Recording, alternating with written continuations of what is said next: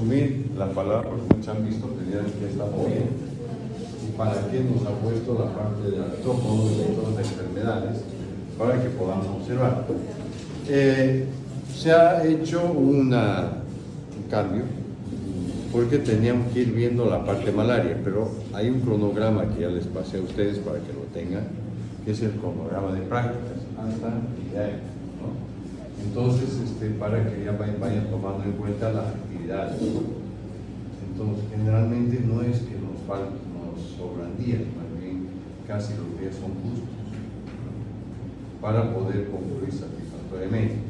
Inclusive va a haber un examen práctico, pero lo vamos a dar antes de los habilitatorios. Ustedes saben que hay exámenes habilitatorios que corresponderían a la tercera instancia, y muchas veces usted pide que yo pueda acceder a una de las materias. Entonces, en este caso, por ejemplo, hay varios aspectos de los artrópodos. ¿Por qué estudiamos los artrópodos? Porque tienen importancia dentro de lo que viene a ser la transmisión de enfermedades. Todo eso vamos a desarrollar en clase teórica más adelante. Lo que yo quiero es directamente, estamos viendo algunos insectos, ¿no? Que lo pueda ver, por ejemplo, ahí está la S. aegypti, pero lo que nosotros vamos a ver, después voy a hablar todo de la parte del desarrollo, lo que es la metamorfosis completa, incompleta, etcétera, el desarrollo de esto, pero lo que nos interesa es qué estamos viendo y qué me permite diferenciar una larva de Culex de una larva de Aedes, por ejemplo, ¿no? Entonces, ustedes van a ver, esto no, después que hablaremos de las letarias. Entonces, acá vemos los insectos adultos, que ya los mostré en algún momento, cuando hablamos, o sea, en la diapositiva de la filaria, ¿no?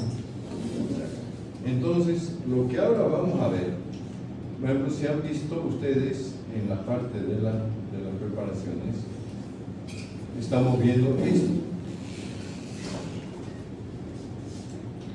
¿verdad? Y hay otro que me define todo en una sola diapositiva. Fíjense la diferencia. Esta es una larva. ¿Cómo está en relación? Esto es la superficie del agua. ¿Está? Perpendicular. Y en cambio acá, ¿y por qué? Porque esto es un sifón respiratorio. Y acá esta imagen nos define bastante. Para poder reconocer las larvas, aunque eso vamos a hablar de las características en la siguiente clase. Ustedes van a enfocar con 4 y van a ver. Es toda la estructura de la larva. Viene la cabeza unida al tórax y esto después va a desarrollar el abdomen. Y acá en esta porción tenemos una estructura morfológica que se la conoce como sifón respiratorio. Y esto, ya inclusive alguna vez decía que lo decía en verso, ¿yo? Por ejemplo, el sifón respiratorio mediano en Aedes no se encuentra o inaparente en Anopheles y largo en Culex.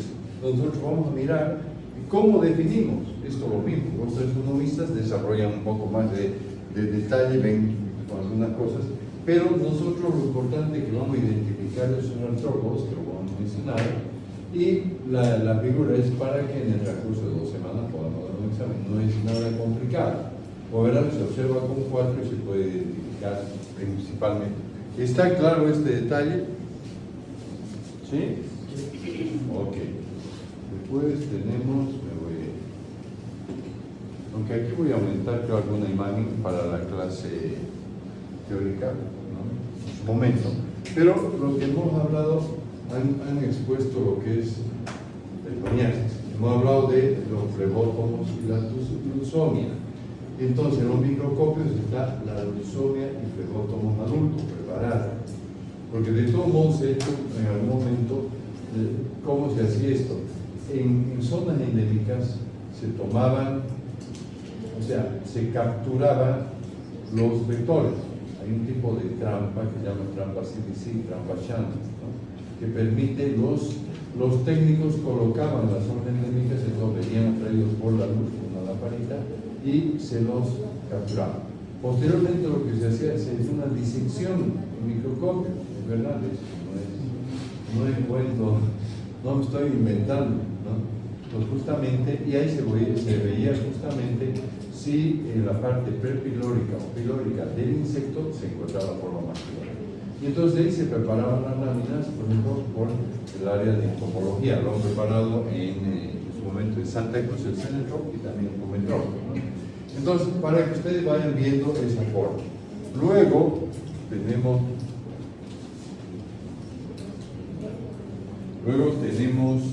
esta parte.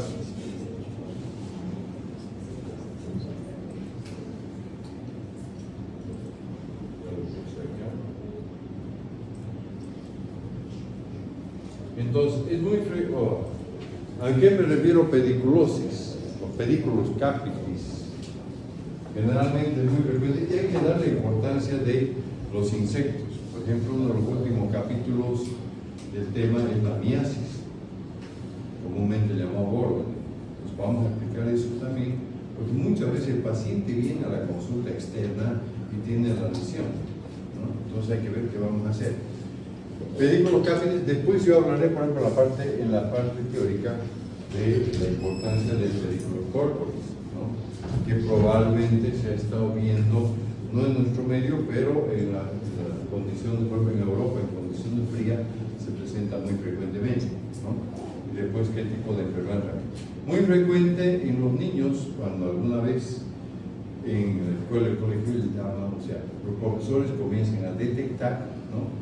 Y se hace, y muy especialmente dice, tenemos visitantes, los papás ya asumen para que pueda hacerse el control de los niños, ¿no? Y muchas veces es muy frecuente que, por ejemplo, pacientes de alguna condición socioeconómica, falta de cuidado, puedan acudir a la consulta. La forma como ver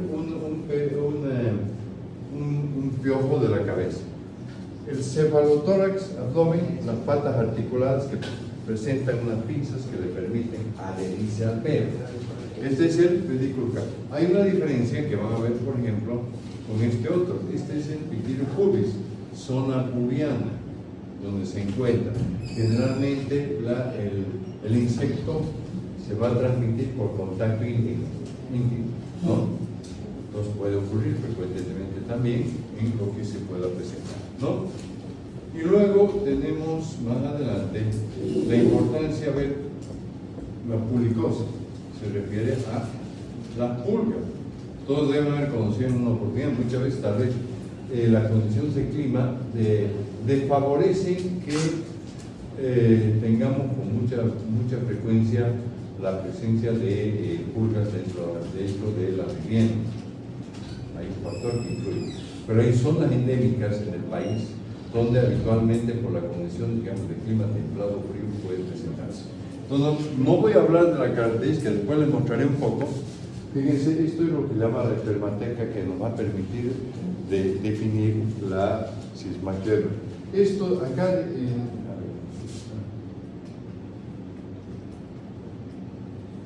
acá se observa más.